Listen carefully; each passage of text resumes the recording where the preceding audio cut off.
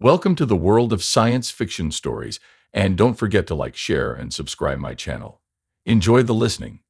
When the human said, "You'll pay for attacking Earth," the galaxy trembled.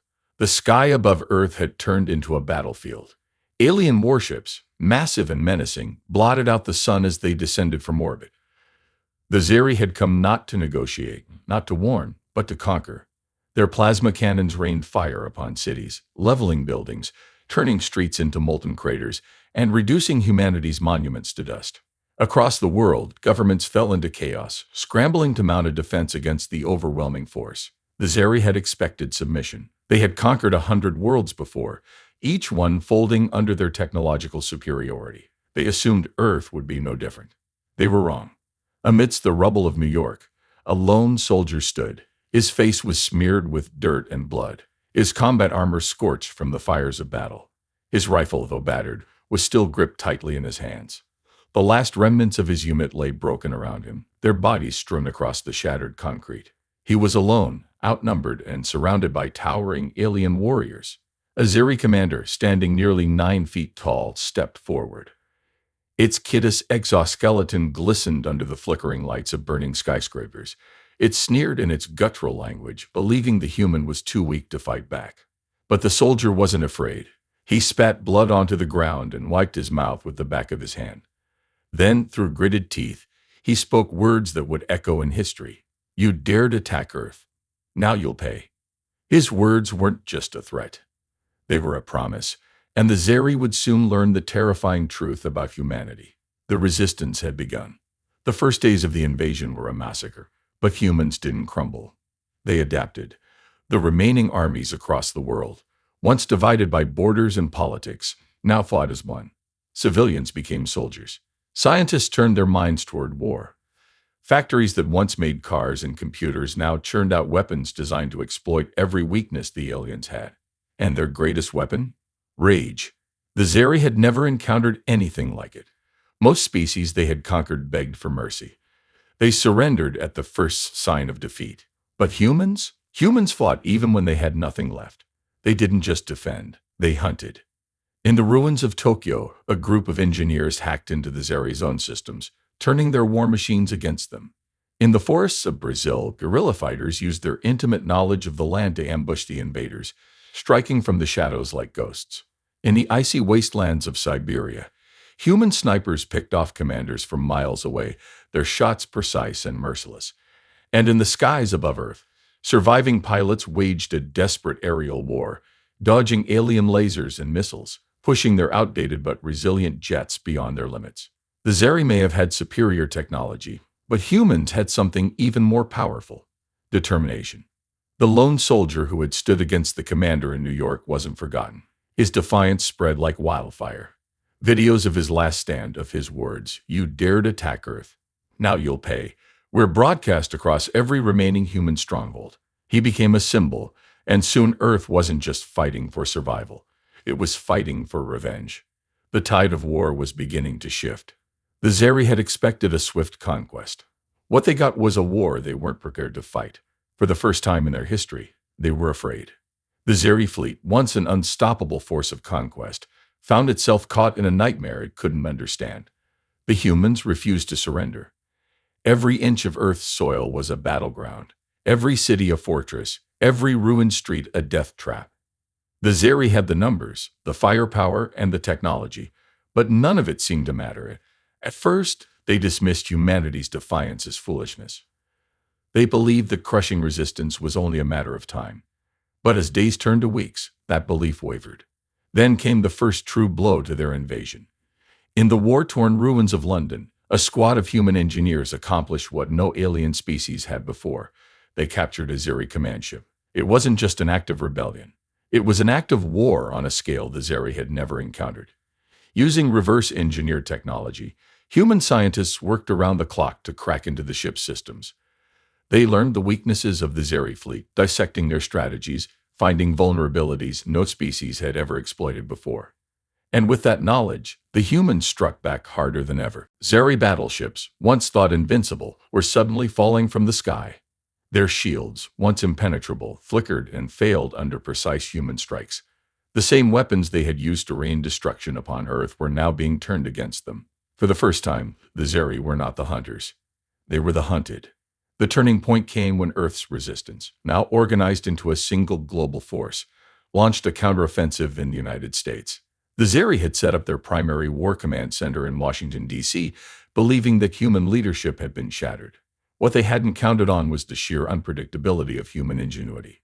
The plan was brutal, desperate, and utterly brilliant. A coalition of former special forces, cyber warfare experts, and volunteer fighters infiltrated the heart of the Zeri stronghold. Using stolen alien weapons, they moved like shadows through the night, cutting down patrols, sabotaging supply lines, and hacking into their systems. Then, when the moment was right, they sent a single message, broadcasted across every communication network the Zeri used. It was a face the invaders recognized. The same soldier who had stood alone in New York, the one who had spoken the words that had become Earth's battle cry. His face was battered, his eyes burned with fury, and his voice was cold as steel. "We gave you a chance to leave. You didn't listen. Now it's our turn." And with that, the humans unleashed hell.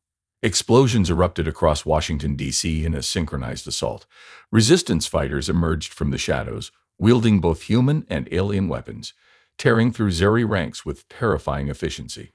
Makeshift tanks, built from scavenged parts and repurposed enemy tech, rolled through the streets, crushing anything in their path. From the air, hacked Zeri dropships, piloted by human operators, rained fire down upon the enemy. The Zeri, who had once believed Earth would fall within days, now found themselves surrounded, outgunned and outmatched. But the true devastation came when the human hackers, embedded deep in the Zeri command center, finally executed their final move. They had cracked into the Zeri fleet's command network, and with one simple command, they shut it down. Across Earth's skies, alien ships powered down mid-flight. Their shields flickered and died. Their weapons ceased firing. A fleet that had once dominated the galaxy now hung helplessly in orbit, like prey awaiting the final blow. And the humans delivered it without hesitation. In a coordinated global strike, every remaining Earth defense force, every scavenged Zeri weapon, every fighter still able to stand, turned their firepower upward. Missiles, railguns, plasma cannons, everything was unleashed in a final act of vengeance. The Zeri fleet, once proud and mighty, burned, and for the first time in history, the Zeri fled. But Earth wasn't finished. The war had begun with an invasion. Now it was time for retaliation. The Zeri retreat was a sight never before witnessed in galactic history. Their empire had conquered 100 worlds, reduced civilizations to dust, and ruled with an iron grip for centuries. They had never lost a war. They had never fled from battle, until now. The remnants of their once mighty fleet limped into deep space, their warships battered, their command structure shattered. Earth's skies, once darkened by the looming presence of alien dreadnoughts, were now filled with the smoking remains of their wreckage. But humanity wasn't celebrating. Not yet. The Zeri had come to wipe Earth from existence. They had slaughtered millions, turned cities into graveyards, and forced an entire planet to the brink of extinction. And now that they were running, humanity had only one thing on its mind: revenge. As the last Zeri ships fled Earth's orbit, the new Human War Council gathered in what remained of Geneva. Once a place of peace and diplomacy, it now served as the nerve center for Earth's counterattack. Military leaders, scientists, and resistance fighters, those who had survived the invasion, stood around a holographic map of the galaxy. For the first time in history, humanity was united under one banner, and their first mission was clear. "Track their retreat," said General Vasquez, the hardened leader of Earth's surviving military forces. "I want to know exactly where they're running." A team of cyber warfare specialists, using stolen Zeri data, worked through the night. By morning, they had their answer. The Zeri were retreating to a fortified outpost in a nearby star system, a planet called Black 7. It was a military stronghold, heavily defended and home to tens of thousands of Zeri troops. "Perfect. We take the fight to them," said the soldier whose defiance had sparked the resistance. His name was Captain Eric Cole, and his face had become the symbol of Earth's rage. He pointed at the holographic display, eyes burning with fury. "They came here expecting an easy victory," he said. "Now we show them what it means to be hunted." Earth's forces had no grand fleet, no mighty warships, but they had something far deadlier: human ingenuity. They scavenged Zeri technology, reverse engineering it faster than anyone had thought possible. Within weeks, they had assembled a fleet of stolen alien ships, outfitted with human modifications, more aggressive targeting systems, enhanced maneuverability, and weapons fine-tuned for destruction. The Zeri had underestimated humans once. They wouldn't live long enough to make that mistake again. The invasion fleet, made up of Earth's best pilots, soldiers, and cyber warfare units, launched from hidden bases across the world. Their mission wasn't just to strike back. It was to send a message. And that message was simple. You dared attack Earth. Now we're coming for you. Black 7 never saw them coming. The Zeri, still reeling from their disastrous defeat, believed Earth was too weak to retaliate. Their defenses were lax, their forces unprepared. They had no idea that death was already falling from the sky. The human fleet emerged from hyperspace like a storm. They moved fast, hitting key targets before the Zeri could react. Military installations exploded in massive fireballs. Defensive turrets were hacked and turned against their own soldiers. Then came the ground assault. Eric Cole and his team dropped onto the surface in stolen Zeri dropships, cutting through enemy lines like a blade through flesh. They fought with brutal efficiency, not as conquerors, but as executioners. For every human city that had burned, they burned 10 Zeri outposts. For every human life lost, they took 100 in return. The Zeri begged for surrender. Some tried to flee, others threw down their weapons, hoping for mercy. Humanity had none to give. Black 7 was turned into a graveyard, and it was only the beginning. Back on Earth, the news of the counterattack spread like wildfire. The people, once victims of an alien onslaught, now stood victorious. But they weren't content with just one battle. The war for vengeance had begun. No longer was humanity a species waiting for destruction. Now they were the ones who would burn the galaxy down. The fall of Black 7 sent shockwaves across the Zeri Empire. They had expected humanity to be another forgotten casualty in their long history of conquest. Instead, they had created a nightmare. A species that refused to die, that adapted faster than anything they had ever faced, and that was now fueled by nothing but vengeance. Across the galaxy, Zeri governors and military officials scrambled to prepare defenses. Fleets were repositioned, fortress worlds were reinforced, entire sectors were locked down under martial law. None of it would be enough, because humanity had declared war, and war was all they knew now. On Earth, the captured Zeri technology was being pushed to its absolute limits. Human engineers, fueled by rage and desperation, worked day and night to unlock the secrets of their enemies' machines. And in doing so, they created something terrifying. Within months, Earth's industrial centers, rebuilt from the ashes of invasion, began churning out warships at an unprecedented rate. But these weren't just stolen Zeri designs. These were human warships, crafted with the sole purpose of annihilation. Faster, deadlier, more brutal than anything the galaxy had ever seen. Their names were a warning: retribution, wrath, vengeance, hellfire.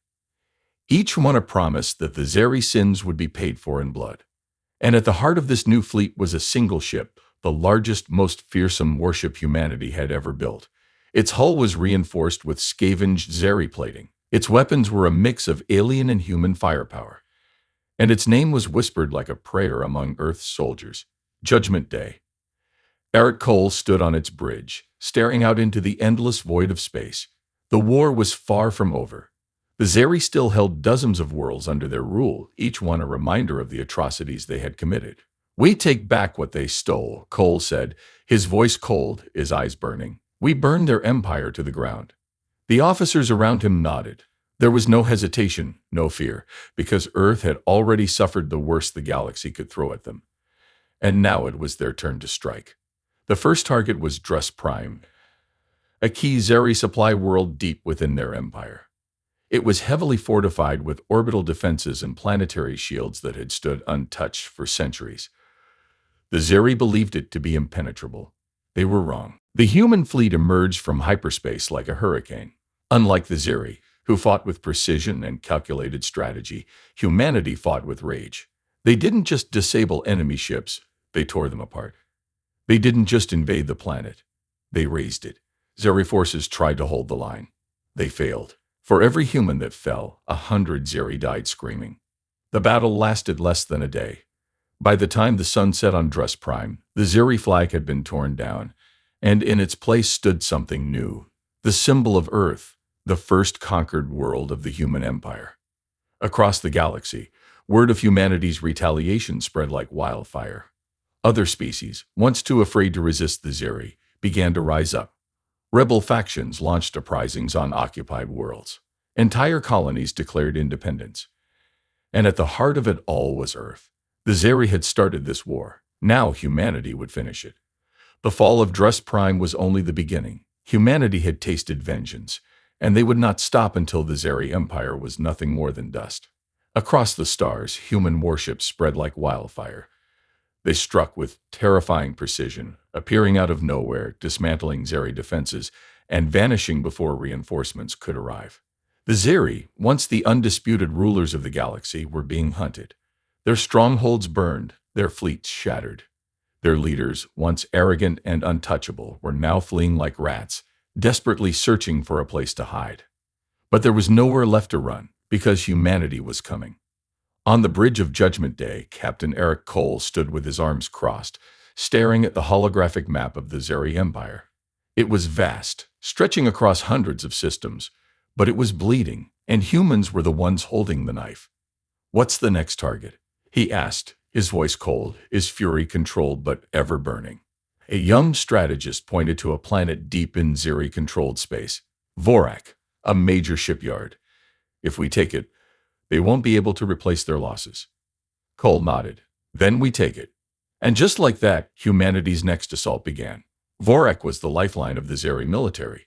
It produced thousands of warships every year, each one meant to keep their empire in power. If it fell, the Zeri wouldn't just be weakened, they'd be crippled. The human fleet emerged from hyperspace in perfect formation, every warship primed for destruction. Unlike before, they didn't waste time. There were no warnings, no negotiations. This wasn't war anymore. It was extermination. The first wave of human warships obliterated the orbital defenses in minutes. Precision strikes disabled the shipyard's automated defenses. Zeri fleets scrambled to counterattack, but they were too slow, too predictable. Humanity had learned from their enemy, and now they were better. The ground assault was just as brutal. Elite human soldiers, enhanced by stolen Zeri combat technology, dropped onto the planet's surface like avenging angels. They did not take prisoners.